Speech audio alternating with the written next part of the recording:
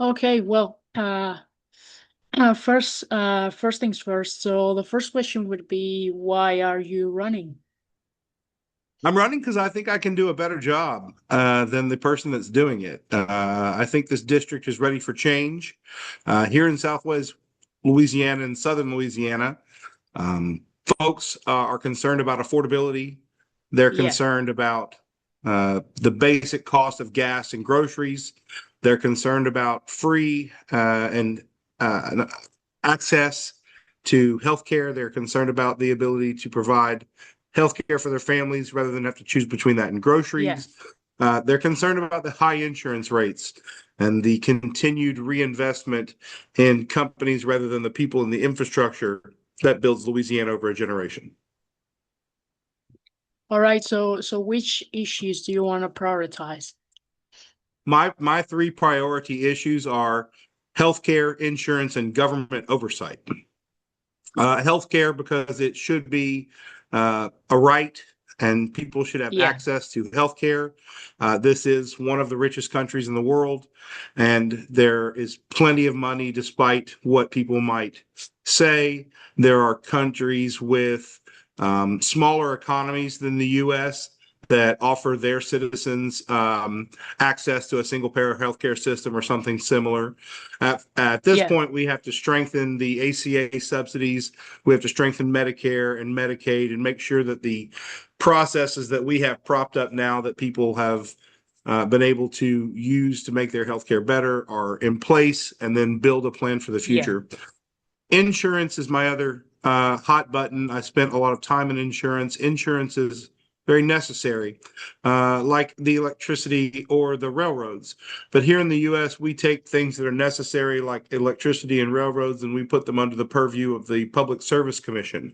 So these are yeah, things that are now quasi entities between corporate and state. And so I think there's a lot of labelism and it's socialism this and you get a lot of that sort of fear mongering with labels. But the simple yeah, answer is to provide functional accesses to resources that citizens need across a large country. You simply need that country involved in the regulation of those necessities. I believe yeah, the insurance corporations make plenty of money. There's lots of room in that to give people a more equitable stake in the insurance. And then we have to go back as a government and invest in the kinds of things that are long sighted, not short sighted, that help with things yeah, like long term storm prevention, long term health care prevention, and investing in colorectal screening earlier so you don't have to deal with much colon yeah, cancer and every sort of thing that fits into that kind of analogy. And lastly is government oversight. This opinion is held by this congressional candidate that the grift is on, the fix is in, the absolute taking and robbing and corruption and yeah, greed of the upper echelons of the administration of this government is on full display. You have people literally betting on predictive markets while they make war. This is far beyond people for the people's government by the people. Government oversight we need to come back with. People want to know, to be frank, where the hell their money's going, where their taxes going, what are they paying for? How come we can't audit the Pentagon and they pass it once? There are yeah, issues that if you can bring transparency back down to a level where the average American can understand it, they wouldn't put up with it. And so government oversight, even though it's the last thing I mentioned, it happens to be my very top priority. yeah. All right, well, tell me a little bit more about your specific policies in regards to healthcare and health insurance, of course. Specific policies, I don't have any policies as far as this is a policy I want to do to address this specific part of healthcare. Yeah, My general policy is that we need to move towards a single payer system. But all the right. disconnect between the single payer system and now is where's the bridge we build to get to that point. And so the bridge we have to build is a lot of legislative, regulatory, state working together to find systems. And of course, then you need the whole of the mass. You need to get the ACA and completely reform it or completely replace it. You have to have a big enough system that will cover everyone and still give folks the chance to subsidize, Yeah. supplement, get extra health care. It's always, we're always going to live in a system where healthcare costs money, and those with of means will be able to have better healthcare. It's hard to really argue with that in a real sense, but what we can argue is to give basic healthcare that is life sustaining, that betters people's lives, that helps people take care of their personal healthcare needs, and we can give that to everyone. That's my general policy. As a member Yeah. of Congress, I will not only support legislation that moves towards that, but I will look for partners to help me propose legislation that'll do the same. With insurance, I go back to my we need more transparency and we need more prevention. So, transparency is the ability for the average retail consumer of insurance to understand what the market is, what their options are. But we need to use law and use litigation to end predatory practices. Yeah. Insurance companies have for a long time used predatory practices to increase their coverage, their consumer base. It's very much a bureaucratic system to deny and defend once Yeah. someone has a problem. I myself have used my particular insurance company, and I can shout them out. I don't mind State Farm. For me, as a customer, as a retail customer, I both had a major loss in a hurricane, and in January of this year, a major loss due to a fire. Now, I would at least give myself as much credit for the documentation, the understanding of how these processes work that my family and I were be able Yeah. to make whole. I understand it. I'm almost an expert, but it shouldn't take an expert to come back and make whole on a loss. And you shouldn't have to deal with insurance companies fighting to deny every little bit they can for a bottom line shareholder issue. You have to bring, that's where that we're now on our third government oversight. Government oversight takes place in both healthcare and insurance in my policy and future moving forward. Yeah. And with government oversight, you really can just establish a baseline. The baseline is, does it work for everybody? What I'll bring your attention to, you'll see my name, John Day. It might be backwards. We'll have to flip it. But Yeah. one thing I'd like to, my policies boil down to something simple. I'll lean in. Forgive me. See that big A on my hat? Yeah. I'm trademarking this A. This is very different from an Avengers A or um, a Captain America A, which has the big star outside. The star Yeah. is contained inside, and so this A is for Americans first. So that's my general platform. When people ask me, "What do you stand for?" I say I stand for Americans first. That's twofold. First, it's obviously a pretty direct swing on America first. I don't like America Yeah. First. America First is Christian nationalism. It's patriotism, the kind of patriotism that brought us the Patriot Act, which allowed mass Yeah. surveillance and kind of stomped all over the Fourth Amendment. So America First is a what we've seen before in populist risings of nationalism and national pride and the kind of things that frankly Europe has had a little more experience with watching for these kinds of things than we are, but now we're seeing it in our own backyard, as it were. So Yeah. Americans first is an antithesis to that. Americans first means what kind of help, what kind of resources can we put in place, what kind of regulation and litigation can we put in place that puts the actual Americans in this country first. Yeah. And for your viewers, I like to go on record and define what I think is an American, and I'm going to do it just now. I'm talking about Native Americans. I'm talking about natural Yeah. born citizens. I'm talking about naturalized citizens. I'm talking about anyone who's gone through the processes to get here legally as per the immigration system. I'm talking about DACAs and dreamers and people that have been approved by legal means to stay here and work on immigration status. I'm even talking about folks that come here with the dream of being an American one day, that work here as immigrant labor and are a net boon to the economy. Yeah. Those are still Americans in my purview. Now, I understand they have to be citizens to vote and citizens to get health care and all these other things, but believe me, most of the folks coming here hardworking would like to see that in their lives. So when I say I have values and I have platforms that put Americans first, I want to be very clear about that means everyone. Yeah. Some folks have asked me, in my opinion, what's the difference between a Republican and a Democrat? And I like to speak plainly when possible. And to me, a Democrat is a party of us, to where we're all us. And Yeah. she over there, she's an us. And he over there, he's an us. And they over there, they're an us. And everybody can be an us. And you're all invited to be us, and we're a big us. Whereas the Republicans arguably are different. They're very much defined what a Republican us is, and then everyone else is a them. That's a Yeah. them. The immigrants More are a them. The this is a nationalistic. them. The that's Yeah. a them. And it's the us versus them mentality, and the them is coming to get you, and you're part of us, seems to be a preeminent line in Republican belief and strategy point.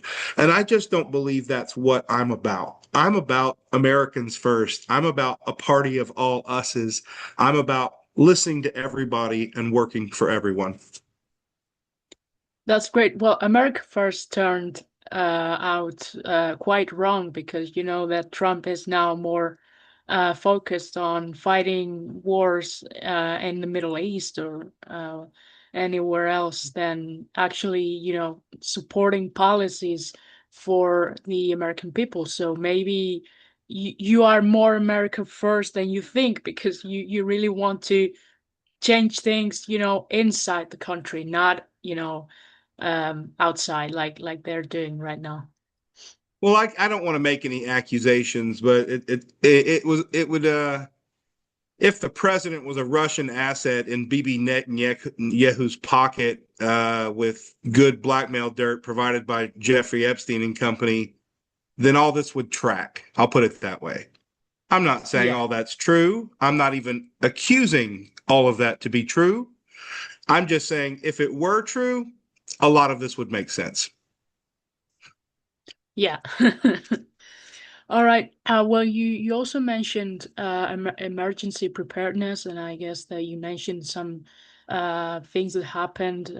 You know, it's in the territory, a hurricane and a fire you mentioned, but I think Correct. it's one of the other issues that I think are very important in your communities. How do you plan on taking this issue? So it's a twofold issue. One is prevention, and one is direct help that people need after the storm. Yeah. Prevention, I'll start with that. We can go with building codes, we can go with regulatory codes, we can go with water distribution codes to actually make sure that the power and the water and the infrastructure is sturdy enough to last through a storm. Yeah. We need to go back into these uncapped wells in the Gulf and find money to cap these wells properly and what they call plug them, because another storm could come through and rattle these old fittings, and then all of a sudden you've got more of an environmental problem. So the prevention of a storm goes everything from the oil and the energy producing things in the Gulf to the actual coast, and working with state and parish governments with federal subsidies to actually Yeah. build up marshlands and coasts and build barrier islands and the marsh breakwaters that will actually mitigate some of the recession of the coastline. But at the same time, I want to talk very poignantly about FEMA, for example. Yeah. So, one of the things that your viewers and yourself even might not know, because most Americans are not necessarily aware of this, is that if you put all the things that this administration has done up on a big whiteboard and you list them all out, one of the things that should be at the top, but it's not, is the designation of executive orders and a couple of title changes that, in small words, took experts out of expert positions. I'll elaborate. You have NOAA, the National Organization of Air, basically the weather people, right? To do the Yeah. weather. Well, you had to have meteorologists in charge of NOAA. People had to, in order to get appointed to those positions, had to have pretty Yeah. strict credentials as a weatherman. Same thing. You want to run NASA, you need to be an astronomist. You want to run FEMA, you need to have emergency management. But what's happened Yeah. is this administration has taken and lowered those regulations. Long story short, they went and fired a whole bunch of experts and put in party loyalists. This goes from the Department of Yeah. Interior, all the secretaries down. So one of the most dangerous things that we have right now is someone who's third in charge of FEMA that is on record that thinks they teleported from their house to a Waffle House. Look that up. That's real Googleable. Wow. Um, Yeah. and and Wow. the problem that we have is the same thing that you have with insurance. You can pay for insurance, pay for insurance, pay for insurance. They're paying Yeah. a lot, they're paying a little, you're paying somewhere in the middle. But that's only one part of insurance. The other part of the insurance is when all three of our houses burn down, how are those three insurance companies going to affect helping us make whole? That Yeah. being said, FEMA is not ready. This current administration is not ready to deal with a catastrophe of a hurricane of any large size in this area because they've simply, hey, that's my son Benjamin. Hey, you're fine. Let the dog in too. Um, what you're going to have is these folks are not experts. So they don't have the training, they don't have the critical thinking, they don't Yeah. have the understanding and the know-how to be able to put resources into place in a quick manner that's absolutely necessary on something like storm recovery. Yeah. All right. Well, the moving on to other social issues like civil rights and constitutional rights, and of course Mm-hmm. voting rights, because those three are very the same. Rights for they are part of the of civil liberties. So, what do you think That's right. about that? Well, I'm a civil liberties. How do I put this? The other day, the most sacred right that we have in this country is the right of the vote.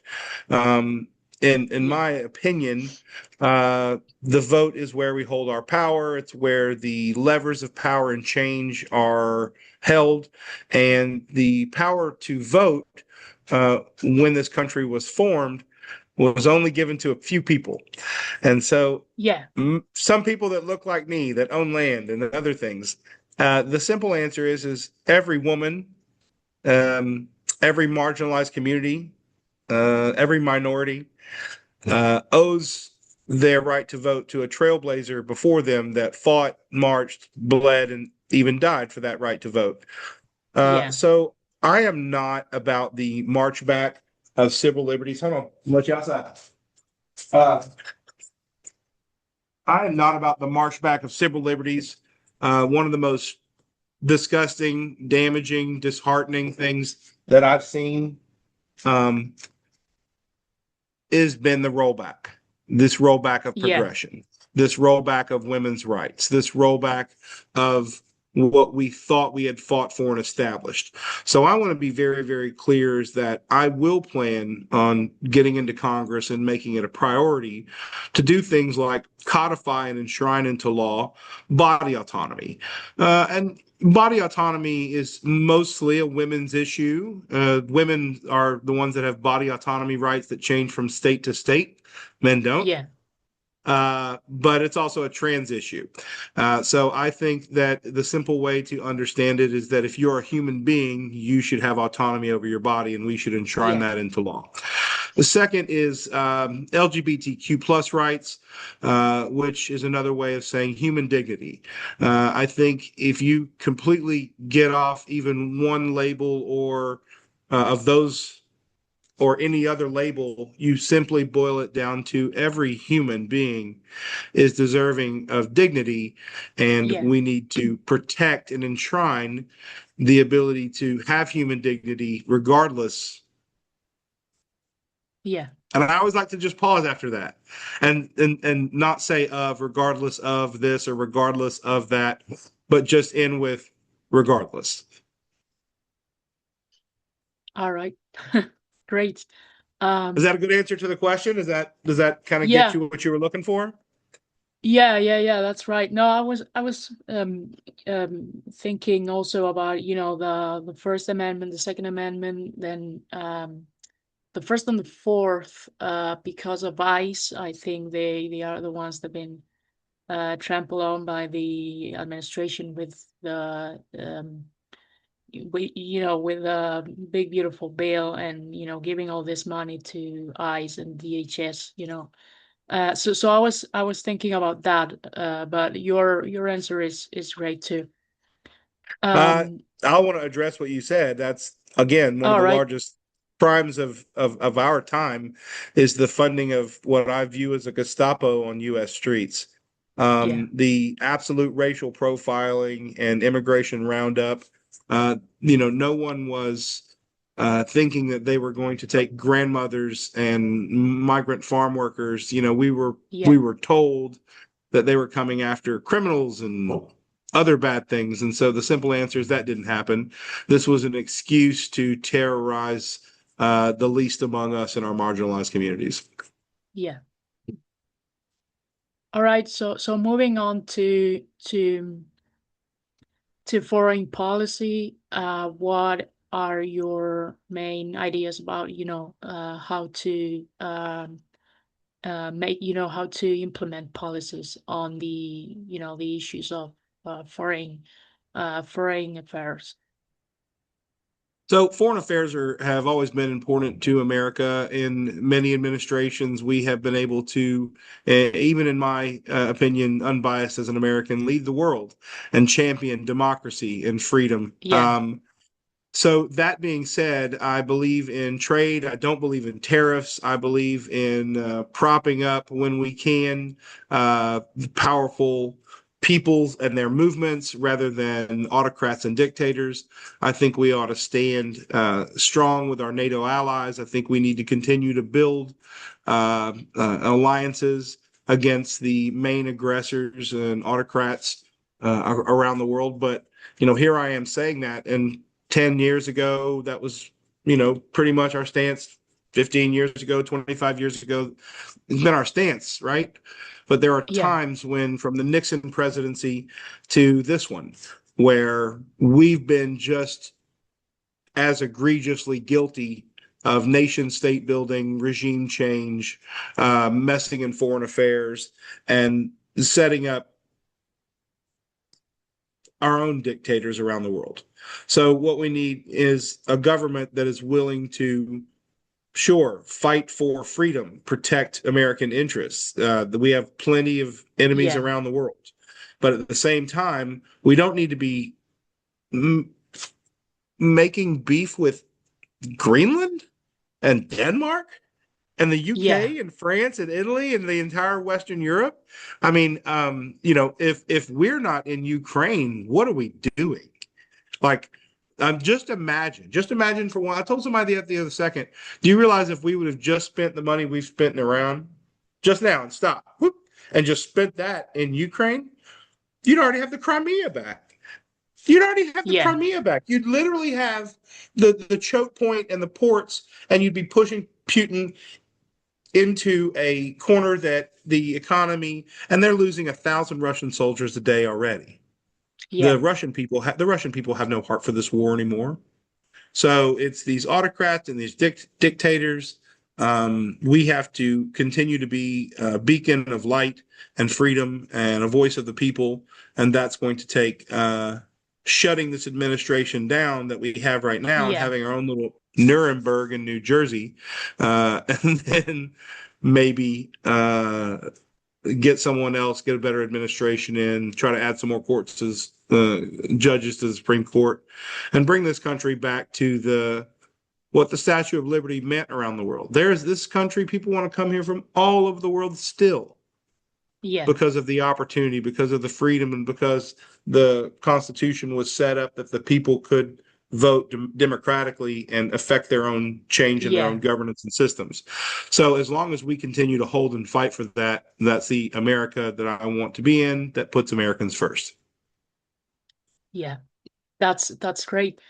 Well, I don't know if you have any other specific issue of your district that you want to mention or whatever, but on my part, the questions are done. Yeah, look, I would encourage any viewer to look me up. Please go to John Day forcongress.com. That's John Day FOR Congress.com. And read all about me. We're going through a website revamp. I have long hair on the website. I've cut it short because Louisiana is hot. Uh, but look, the striking difference in this particular district is my opponent.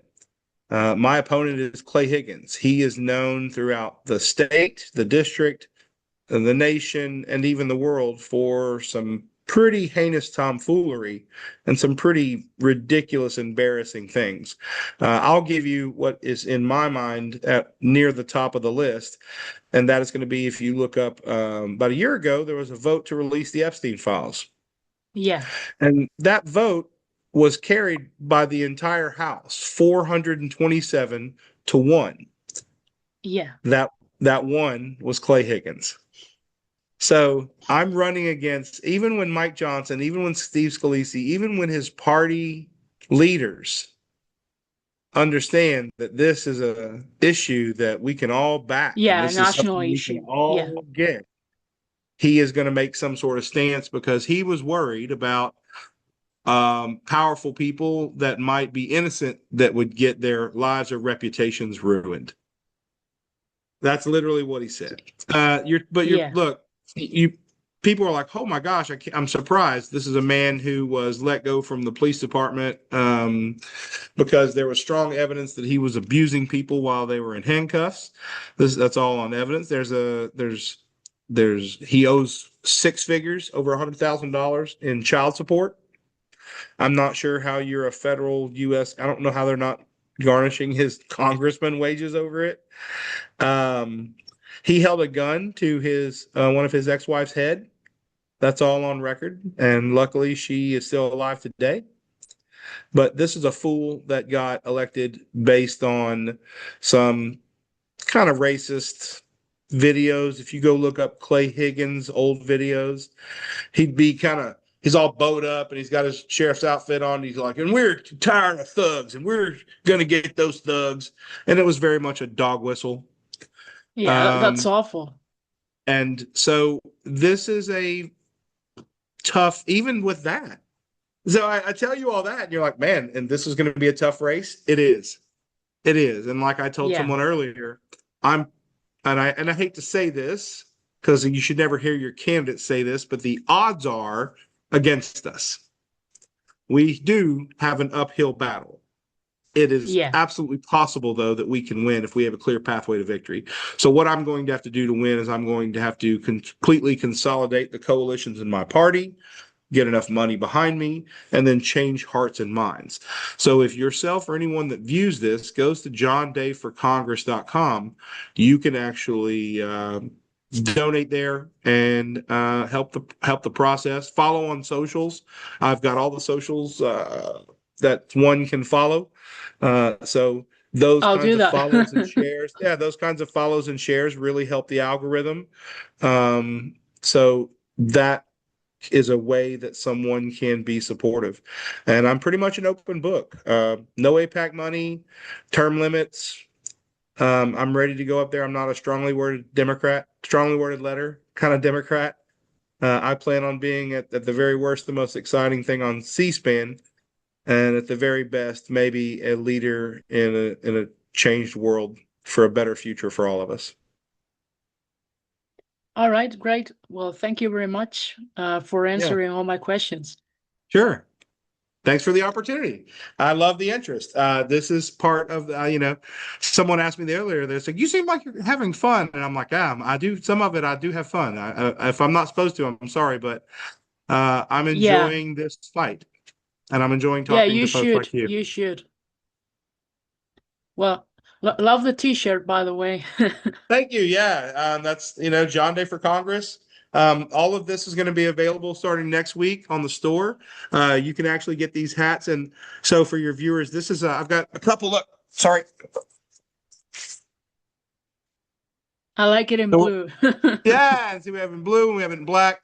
And what we're going to do is, I like it in blue. Does it remind you the opposite of a hat? If we can, right, right. So Yeah, it's very much the antithesis. It's very much Americans first. Someone said, well, mine's going to stand for Antifa, and I was like, you can let it stand for whatever you want it to. What it doesn't stand for is MAGA. It stands for yeah, a new way, another direction, and change that everyone can get a part of, feel, embrace, and benefit from.